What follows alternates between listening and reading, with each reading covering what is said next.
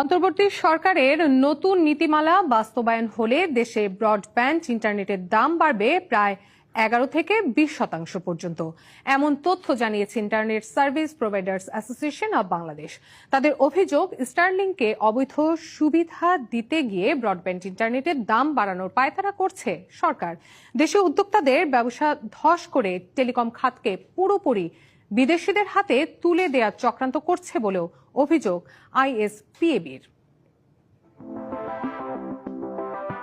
বিটিআরসির তথ্য অনুযায়ী দেশে ৭৭% মানুষ ইন্টারনেট ব্যবহার করেন। এর মধ্যে কেবল ব্রডব্যান্ড বা তারের মাধ্যমে ইন্টারনেট ব্যবহারকারীর সংখ্যা ১,৯০,০০,০০০।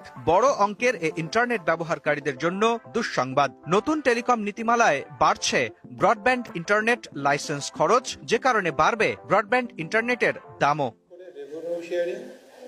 সোমবার রাজধানীতে আইএসপিএবি আয়োজিত এক সংবাদ সম্মেলনে জানানো হয়, অন্তর্বর্তী সরকারের ভুল নীতির কারণে গ্রামে ব্রডব্যান্ড ইন্টারনেটের দাম বাড়বে প্রায় 20% আর শহরে তা বাড়বে প্রায় 11% হারে। আমাদের দাবি, গাইডলাইন সংস্কার করে এই খরচগুলো কমানোর ব্যবস্থা নেওয়া হবে, যাতে সেবার মূল্য স্থিতিশীল থাকে। আইএসপিএবির অভিযোগ, স্টারলিংকে অবৈধ সুবিধা দিতে গিয়েই দেশীয় উদ্যোক্তাদের ধ্বংসের পায়তারা করছে সরকার। আমরা কি এটা জানি, স্টারলিংকের অ্যাকুইজিশন ফি ছিল কত? $10,000। সেটা হচ্ছিল কি 12 লক্ষ থেকে 12.5 লক্ষ টাকা। আমরা বাংলাদেশি ব্যবসা করব 25 লক্ষ টাকা অ্যাকুইজিশন ফি দিয়ে, স্টারলিংক এসে অ্যাকুইজিশন ফি থাকবে 12 লক্ষ টাকা।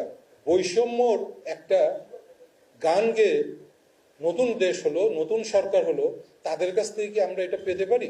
কার স্বার্থে বিদেশি উদ্যোক্তাদের সুবিধা দেয়া হচ্ছে, এমন প্রশ্ন দেশীয় উদ্যোক্তাদের। অদূর ভবিষ্যতে আমাদের প্রত্যেকটা কাজের জন্যই যে মূল প্রোডাক্টই লাগবে সেটা হচ্ছে ইন্টারনেট ছাড়া আমরা আসলে কেউ কোনো কিছু করে খেতে পারবো না। আর এর দাম বৃদ্ধি তো আসলে মরার উপর খড়ার গাছ ছাড়া আর অন্য কিছু নয়। এ অবস্থায় দেশের স্বার্থ ক্ষুণ্ণ হয় এমন নীতি থেকে সরকারকে সরে আসার আহ্বান জানান উদ্যোক্তারা। আর তা না হলে ডিজিটাল শাটডাউনের হুঁশিয়ারিও দেন ব্রডব্যান্ড ইন্টারনেট সেবাদাতারা। বাংলাদেশ ডিজিটালি শাটডাউন হতে পারে। Mostafa Mahbub, DBC news, Dhaka.